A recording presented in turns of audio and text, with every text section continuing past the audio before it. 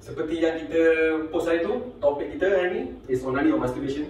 Dan ada orang yang tanya, ada baik pun ke? Ada baik ke onani ni? And ada yang cakap, doktor ni bukan masturbation tu tak baik. Yes, kalau kita ambil dari segi agama, it's something macam tabu. Setiap agama memang melarang kita from self pleasuring atau self masturbation. Memang tidak digalakkan atau dilarang sama sekali. Kenapa agama melarang? Itu satu benda yang kita kena tengok. One thing, dari segi moral, ada kebanyakan mereka yang lepas melakukan onani ni rasa bersalah, rasa kecewa and all those. So that's another thing, guilty feeling. In fact, ada yang panggil ini sebagai CBS atau sexual behavior, unusual sexual behavior according to American classification lah. So first few things, guys boleh dengar kan? Okay? Alright. Memang ada kesan baik. So most of us, kebanyakan orang, the first time that you will feel anything different in your body is when you dapat kematangan seksual. Kebanyakan mereka umur 10 hingga 16 tahun. So somewhere around this age is when you will start akil balik lah. You start mula perbezaan, pecah suara, you start having hair growth kat muka, misai, and even pubic area, bahagian alat sulit. So this is the age rasanya. Untuk lelaki, boys, lambat sikit. Untuk girls mungkin around 10 to 12, 10 to 16. For boys, kebanyakan masa saya rasa around 14 to 16 years old for boys. So this is when you start getting your sexual maturity, perbezaan dalam badan, dapat ereksi dan sebagainya. And this is normal. And katakan umur 16 tahun, 18 tahun, that is when you first feel a different thing. You rasa beza sikit. Alright? It's like that ereksi pagi and all those semakin kerap. In fact, you akan ada hari-hari as compared to masa umur 30 tahun dan in your 20s even. Alright? So, masa ini is the time when most of them will experiment their sexuality. Akan mula masturbation secara salah, even just for a while. Mungkin rasa beza, and that's when you first start. Syahwat kan, you're not mistaken, orgasm. Syahwat is orgasm, and you can rasa your first orgasm during the time of masturbation. Most of us at this time, most of the teenagers at this time. Sebab kalau kita tengok dulu-dulu, masa zaman nonton-nonton kita semua, mungkin dah 14 tahun, 16 tahun, dah kahwin dah. Ada yang seawal 14 dah kahwin. So 16 years old, all those is the time when they used to get married. As kita semakin modern, people are getting married semakin lambat, kahwin lambat. And most of the time teenagers in school, and this is when you get your sexual maturity, kematangan seksual, dan mungkin masa ni is the time you want to experiment. And most of the time will experiment, and rasa orgasm ni, syahwat, is the first time you feel. Most of the times, most of people semasa onani or masturbation. And this is something which is normal, which is usual. You cannot say this is wrong. This is when they are experimenting dengan diri mereka sendiri, dengan sexuality mereka. So at this time, yes, it is not wrong. In fact, it is something healthy according to kebanyakan kajian the Western media lah. So because I think kajian pun tak cukup, tak banyak, susah nak kaji benda ni. But daripada kajian yang sedia ada, this is what it says, there is a certain degree of kebaikan at around 16 to 18 years old when you're experimenting dengan diri sendiri about your sexuality, and you stumble upon onani, masturbation. You rasa macam mana beza dia. Alright, that's the first time. Sebab for someone to have sex at the age is too young. In kebanyakan negara, memang bukan usia untuk melakukan hubungan seks. It's above 21 years old. On some countries, 18, 18 tahun. Alright? So, tetapi kematangan seksual dah sebelum legal atau benda yang dari segi apa dia kata? Law. What do you do? So, the thing is, yang paling selamat is masturbation. It's safe. Tak ada risiko untuk mendapat jangkitan apa-apa because it's by yourself, tak ada partner. That's one thing.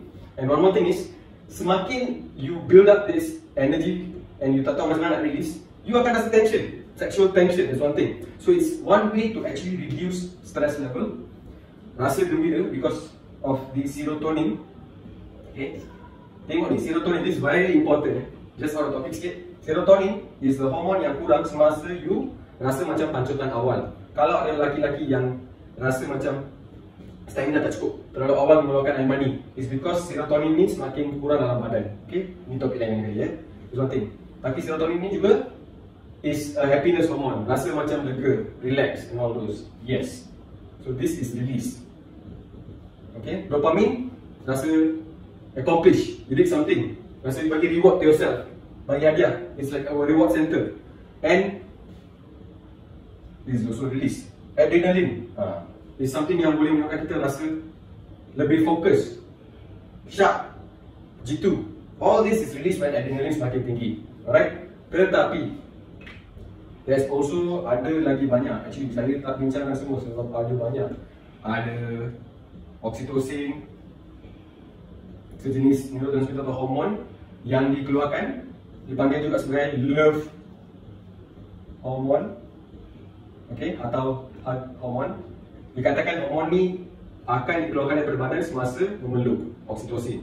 Alright, dan juga kalau di hospital bagi ibu yang pernah bersalin, oksitosin digunakan untuk merelakskan uterus, untuk melancarkan, lebih senangkan lagi proses peranak. Alright, relax your uterus. Banyak lagi, I think lebih kurang 10 jenis hormon. Saya ambil yang 3 ni nak fokus. Sebab bila onani jadi perkara yang buruk atau benda yang tidak baik is semasa you ketagih, seperti merokok, alkohol, dadah dan sebagainya. Onani atau masturbation can be used, digunakan sebagai alat semasa you stress. Again, semasa you rasa tak gembira, semasa you rasa macam sad lah, you feel sad, tak gembira, you gunakan onani sebagai alat atau ketagih. Alright, and most of all fokus macam mana ni? So macam ni, it's gonna be funny, ini lawak sikit. So semasa masturbation ni, ada tak orang fikir esok nak buat apa? Nak beli apa? Esok beli sayur ke? Makan apa esok? Bos suruh buat apa esok? Tak ada. You don't see all that. What you see is at that point you are focused on whatever you're thinking lah masa tu kan. Tak ada benda lain yang you fikirkan. So it gives you that focus. Tetapi kalau kita terlalu tak fokus dan what is the kadar yang paling baik? Actually tak ada pun. There's no such thing. It's just that ikut usia. Around 18 to 25 years old, your kadar regenerasi sperma is very high. Your spermatogenesis is high. In a day mungkin 200 hingga 300 juta sperma dihasilkan daripada testis. Okay? Tetapi untuk mendapatkan sperma yang matang, ambil lebih kurang 74 hingga 120 hari. So ada yang pelik tanya, doktor saya mungkin dalam sehari tu mungkin buat dalam 3-4 kali, tapi keluar juga air mani. Yes, mungkin hanya seminal fluid saja, tiada sperma dalam tu, mungkin most of the times. Sebab kalau tak cukup sperma yang matang, or mungkin sperma yang tak cukup matang, teratozospermia atau teratozospermia, which is abnormal sperma. Okay, that's one thing. Because sebelum sperma tu boleh nampak kepala, leher, ekor dia sudah dikeluarkan, and you tak bagi dia timing yang betul untuk proses menjadi sperma yang matang. Ya, 74 hingga 120 hari. So air yang keluar tu is just seminal fluid atau semen yang tidak mengandungi sperma. So that's one thing. And 18 to 25, okay, your spermatogenesis is good, okay, no problem. 25 to 30, okay, semakin berkurang. Also, kita kena ingat, semakin berusia, semakin kurang testosteron, hormon lelaki yang menghasilkan sperma yang quality. Tapi ada kajian yang menunjukkan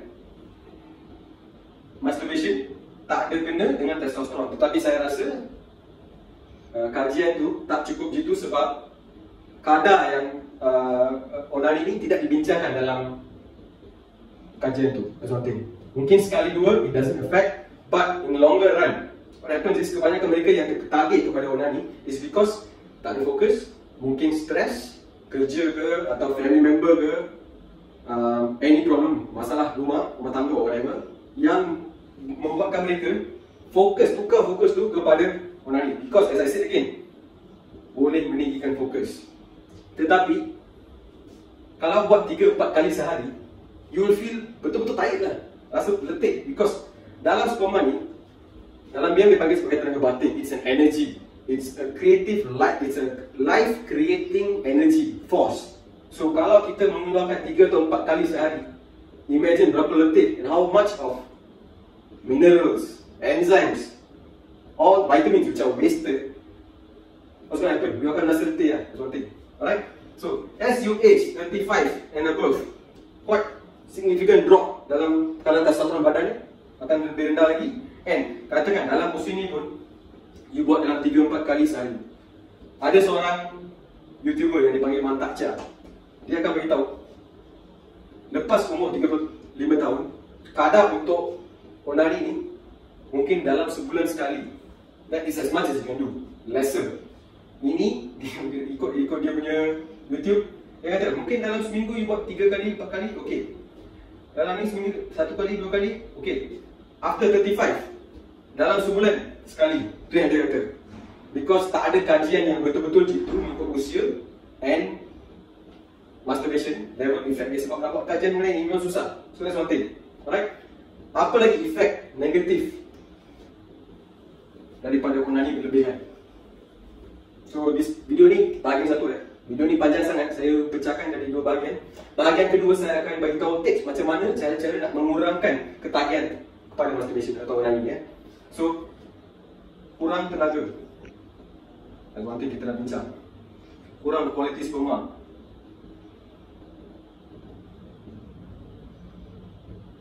Okey, 2 benda yang paling apalah yang paling penting saya rasa. Kalau rasa macam seharian tu rasa macam tak cukup tenaga dan sebagainya, of course if you're masturbating, that's one problem. Okay, the next thing, masa saya katakan stres ni, ini perlu ditangani. Kalau anda tak gembira, kurang gembira because stress, ini perlu ditangani. So ini lebih kepada masalah dari segi mental atau depression dan sebagainya. Masturbation bukan ubat. Katakan dah bertahun-tahun buat, that's a problem. Alright? Dalam video topik part 2 saya akan terangkan bagaimana cara-cara nak menangani ini sikit. Especially for those of you yang buat macam 3-4 kali sehari or even setiap hari buat sekali, that's a problem also. Alright? Another thing is kekurangan apa nama kita? What is it called again? Your energy dah, tenaga, quality sperma. One more thing is your focus, kurang fokus. Lama-lama kekurangan fokus, that's one thing. And you akan nampak lebih atraktif kepada wanita kalau onani ini langsung tidak dibuat atau dikurangkan. Okay, you feel confident, akan semakin kurang. That's the word confidence. Sorry, input confidence. So kalau katakan you tak ada confidence, guys, macam mana nak approach a woman to talk to her? Macam mana nak cakap dengan perempuan? Susah, malu. Sebabkan one of the thing is kekurangan confidence sebab masturbation, onani, long term. Sebab you dah biasa, this is my easy way out. Cara senang nak lupakan pasal all this issue dengan wanita and all those. Saya onani je, masturbate je, senang. So confidence ni semakin kurang. That's another thing. Alright. So paling penting, kekurangan sex drive lah, boleh kata. Jangan cakap diam, saya pun tahu. So sex drive semakin kurang. Sebab kenapa? Lebih you dah biasa, senang buat benda ni sampai you rasa macam you don't need sex at all. In fact, kebanyakan mereka yang sudah tabiat macam ni, dah kahwin, nak bersehubungan dengan orang rumah, susah. Sebab you dah biasa pakai tangan. And this grade ni lain daripada alat sulit wanita. It's different. The feeling is different. You tak pernah rasa macam tu, you dah biasa dengan tangan. And kekerasan ni lain. So you will feel this is even more, lebih macam grade ni lebih baik lah. Lebih baik daripada sex. So you will give towards this. Dan ni boleh menimbulkan masalah yang besar kalau tak kahwin. That's a bigger problem. Alright, so masa nak bersama dengan your wife, susah, tak boleh. Because you dah biasa dengan tangan. That's a problem. Alright, and these are the most important factor. Tenaga kurang, kualiti sperma semakin kurang, fokus kurang, confidence you semakin rendah, sex drive you rendah juga. Alright, so these are the bad things, benda-benda yang buruk mengenai masturbation onani. And kalau anda target disebabkan stres dan kekurangan of happiness, lacking of happiness or no happiness in your life, I think masalah ni perlu ditangani dari segi counselling and all those. The problem is not solved semasa you masturbate atau onani. Alright? And sebelum saya end topik hari ni, 3 hormon yang penting masa yang katakan ni: stress, fokus, and happiness, kegembiraan, is serotonin, dopamine, adrenaline. Semasa you melakukan onani sahaja, bahagian ni saja affected. Alright? And kalau sex, like a natural sex without, bukan onani atau sex, you akan dapat ni. Semua ketiga-tiga hormon atau neurotransmitter ni akan di-trigger, akan dikeluarkan, akan dicetuskan, dan you akan rasa semua ni secara lebih betul dan baik. Long term masturbation is very bad. Alright, so part 2 tunggu kan. Saya akan beritahu sikit lah, sebab memang tak ada ubat. Sebagaimana ketagihan lain-lain seperti dadah, rokok, arak and all this, tak ada ubat yang untuk mengurangkan your addiction towards benda ni, ketagihan ni. So the only thing is, adalah teknik. Part 2 mungkin saya beritahu. Memang teknik-teknik ni digunakan di kebanyakan negara, where the therapist akan beritahu buat benda-benda ni mengurangkan your kadar onani. Alright, that is in part 2. And untuk hari ni, kalau ada apa-apa soalan, you guys nak tanya anything, just DM message Instagram pun, nanti kami akan letak video ni juga. So drop us a message, beritahu, tanya kami anything else private. I know kebanyakan mereka malu nak tanya, just DM us, DM saja kami. No issues, saya akan layan, no worries. Alright, take care guys, thank you, bye bye.